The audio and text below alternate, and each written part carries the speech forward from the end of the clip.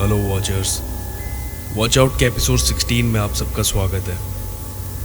कहानी शुरू होने से पहले मैं दरख्वास्त करना चाहूँगा, आप इस चैनल को सब्सक्राइब करें और बेल आइकन को प्रेस करें ताकि आपसे वॉच आउट की कोई अपडेट मिस ना हो। रात के 2 बजे थे। मैं मुंबई से पनवेल के लिए टैक्सी में निकला। इतने दिनों बाद अपने गांव जाने के लिए मैं उत्सुक था। अपने परिवार से इतना वक्त दूर रहने के बाद उन्हें देखने के लिए मेरी बेताबी की कोई सीमा नहीं थी। जैसे ही मैं मुंबई से बाहर निकला, रास्ते पर लोग दिखना कम हो गए। हमें चले हुए कुछ 30 मिनट ही हुए थे कि तभी अचानक ड्राइवर ने गाड़ी रोक दी। वो गाड़ी से उतरकर बाहर चला गया। मैंने उससे गाड़ी रोकने की वजह पूछी तो उसने कहा, गाड़ी का पिछला टायर पंचर हो गया है, बदलने में थोड़ा वक्त लगेगा। मैंने उससे थोड़ा जल्दी करने को कहा और मैं गाड़ी से उतरकर बाहर खड़ा हो गया। रात का वक्त होने के कारण चारों ओर सन्नाटा था। दूर दूर तक कोई इंसान नजर नहीं आ रहा था। कुछ ही देर में उसने टायर चेंज कर लिया और हम दोनों गाड़ी में बैठकर आगे निकल गए। मैं जेब से अपने ईयरफोन्स निकालने लगा तो मेरी नज़र अचानक रियरव्यू मिरर पे गई। गाड़ी के पीछे मुझे कोई खड़ा हुआ नजर आया। मैंने जैसे ही पीछे मुड़कर देखा तो वहाँ एक आदमी खड़ा था जो मुझे ही घूर रहा था। मुझे ये बात बड़ी अजीब लगी क्योंकि जब हम गाड़ी से नीचे उतरे तो वहाँ दूर दूर तक कोई भी नहीं था। खैर, मैंने इस बात पर ज़्यादा गौर नहीं किया। घर से निकले हुए मुझे 40 मिनट हो चुके थे। मैंने मैप चेक किया तो देखा रेलवे स्टेशन अभी भी 25 किलोमीटर दूर था। अपनी ज़िंदगी में मैंने 2 बार ट्रेन मिस की है। उसके बाद से मैं जब तक ट्रेन में बैठ नहीं जाता मुझे चैन नहीं मिलता। इस बार भी मुझे यही डर था कि कहीं मेरी ट्रेन मिस ना हो जाए। मेरे कानों में ईयरफोन्स लगे हुए थे। घर जाने की खुशी भी थी और ट्रेन मिस हो जाने का डर भी था। मैं इन्हीं सारी बातों में खोया हुआ था। तभी मैंने देखा रोड के बगल में वही आदमी खड़ा है जो कुछ देर पहले हमारी गाड़ी के पीछे था। इस बार भी वो मेरी ही तरफ देख रहा था। अब इस चीज़ को इत्तेफाक का नाम दूं या भ्रम, मैं इस सोच में पड़ गया।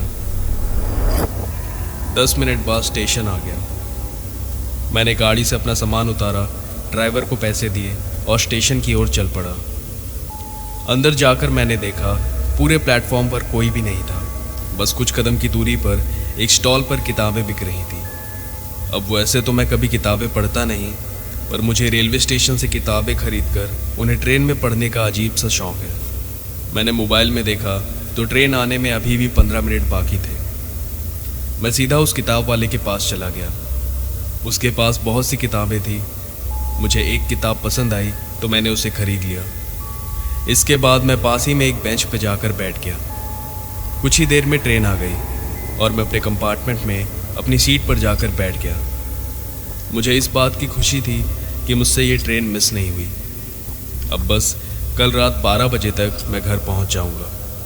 ट्रेन चलने लगी तो मैंने आखिरी बार प्लेटफॉर्म की ओर देखा। मुझे वहाँ कोई किताब वाला नज़र नहीं आया। इतनी जल्दी वो कहाँ जा सकता है? शायद वो भी अपने घर चला गया हो। ऐसा सोचकर मैंने बात पे ज़्यादा गौर नहीं किया।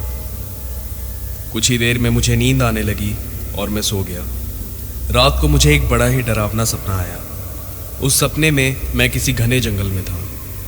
चारों ओर अंधेरा था और किसी के जोर जोर से हंसने की आवाज़ें आ रही थी। अचानक पेड़ों के बीच से एक बड़ा सा दानव निकला और उसने मुझ पर हमला किया। वो इतना डरावना था कि मेरी नींद खुल गई। मेरी दिल की धड़कनें तेज थीं और शर्ट पसीने से भीगी हुई। मैंने वक्त देखा तो सुबह हो चुकी थी। ये बस एक सपना था, ऐसा सोचकर मैंने चैन की सांस ली। वक्त काटने के लिए मैंने सोचा क्यों ना मैं किताब पढ़ लूँ। मैं अपने बैग से किताब निकालने गया तो देखा वो किताब वहाँ नहीं थी। मैंने पूरा बैग छान मारा पर मुझे वो किताब कहीं नहीं मिली। मुझे अच्छे तरीके से याद है वो किताब मैंने अपने बैग में ही रखी थी। ये सब मेरे साथ क्या हो रहा था? पहले रास्ते पे वो आदमी, फिर वो किताब वाला और अब ये किताब। कुछ तो अजीब कनेक्शन था इन सारी चीज़ों में। मेरा पूरा सफ़र इन सारी चीज़ों के बारे में सोचते हुए बीता। देखते ही देखते रात हो गई। मैं अपने गांव पहुंचने वाला था। अपने परिवार से मिलने की खुशी मेरे ऊपर फिर से हावी हो गई।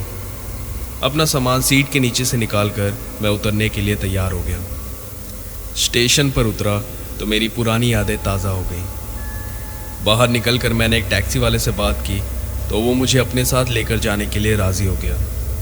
स्टेशन से मेरा घर कुछ आधे घंटे की दूरी पर था।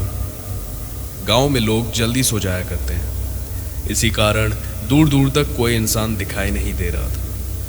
मेरा घर हमारे खेतों के बीच में था, इसीलिए किसी भी बड़ी गाड़ी को घर से दूर रास्ते पर रुकना पड़ता था। कुछ ही देर में मैं अपने घर पहुंच गया। टैक्सी वाले को पैसे देकर मैं खेतों के बीच से अपने घर चला गया। अपने परिवार से मिलकर मुझे बहुत खुशी हुई। सबसे मिलने के बाद मैंने रात का भोजन किया और अपने कमरे में सोने चला गया। आधी रात को मुझे वही सपना फिर से आया, जिसमें मैं किसी घने जंगल में हूँ। चारों ओर से हंसने की आवाज़ें आ रही हैं और फिर एक डरावना सा राक्षस मुझ पर हमला करता है। डर की वजह से मेरी नींद उड़ गई। कमरे में मुझे घुटन सी महसूस होने लगी तो मैं छत पर चला गया। मैं जब छत पर गया तो मेरी नज़र हमारे खेतों पर गई। मैंने देखा वो आदमी जो बीती रात मुझे गाड़ी के पीछे दिखा था, हमारे खेतों में खड़ा है। इस बार उसकी आंखें गहरी लाल रंग की थी। उसे देखते ही मेरी रूह कांप गई। मुझे समझ आ गया कि ये कोई आम चीज़ नहीं है। मैं नीचे गया और अपने कमरे में जाकर लेट गया। पूरी रात मुझे नींद नहीं आई। मैं बस ये सोचता रहा कि ये चीज़ मेरा पीछा क्यों कर रही है। दूसरी सुबह उठकर मैं सबसे पहले एक बाबा से मिलने गया। हमारे गांव में उनका बहुत नाम था। उनसे मिलकर मैंने उन्हें अपनी सारी परेशानी बताई। उन्होंने थोड़ी देर ध्यान किया और बोले, परसों रात को तुम किसी सुनसान रास्ते पर रुके थे। वहाँ तुमने पेशाब भी किया था। जो चीज़ तुम्हारे पीछे पड़ी है उस चीज़ का वास वहीं पर था। अब वो चीज़ तुम्हारे शरीर में प्रवेश करना चाहती है। वो तब से तुम्हारे पीछे पीछे हर जगह गई, तुम्हें गुमराह करने की कोशिश भी की, पर तुम्हारे गले में जो हनुमान जी का ताबीज़ है उसके चलते वो तुम्हें छू भी नहीं सकी। वो अभी भी इसी कमरे में मौजूद है, इस इंतज़ार में कि तुम्हें नुकसान पहुंचा सके। ये सब सुनते ही मैं घबरा गया। मैंने उनसे इस चीज़ का उपाय मांगा। उन्होंने कहा, आने वाली पूर्णिमा की रात को तुम्हें एक बकरे की बलि देनी होगी और फिर उसके शरीर को अपने घर के सामने खेतों में रख देना, पर तब तक भूल कर भी उस ताबीज़ को अपने से अलग मत करना। वो चीज़ तुम्हें नज़र आएगी, तुम्हें गुमराह करने की कोशिश भी करेगी, पर फिक्र मत करना, तुम्हें कोई नुकसान नहीं होगा। बाबा की कही हुई बात पूरी सच हुई। पूर्णिमा तक उसने पूरी कोशिश की कि मैं अपने गले से वो ताबीज़ निकाल दूं। इसके लिए उसने छल का प्रयोग भी किया। मुझे रोज़ रात को डरावने सपने आते और जब मेरी आँख खुलती तो वो मेरे कमरे में खड़ा होता और कभी मेरे बेड पर बैठा होता।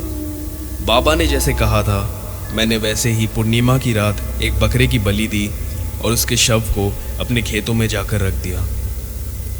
उस दिन के बाद से ये सारी चीज़ें होना बंद हो गई। वॉचर्स, अगर आपको मेरी ये कहानी अच्छी लगी हो तो इसे अपने दोस्तों के साथ शेयर करें। मेरे चैनल वॉच आउट को सब्सक्राइब करें। मैं ऐसी एक नई कहानी लेकर आपके पास जल्द लौटूंगा। तब तक के लिए be safe. Her her Mahadev.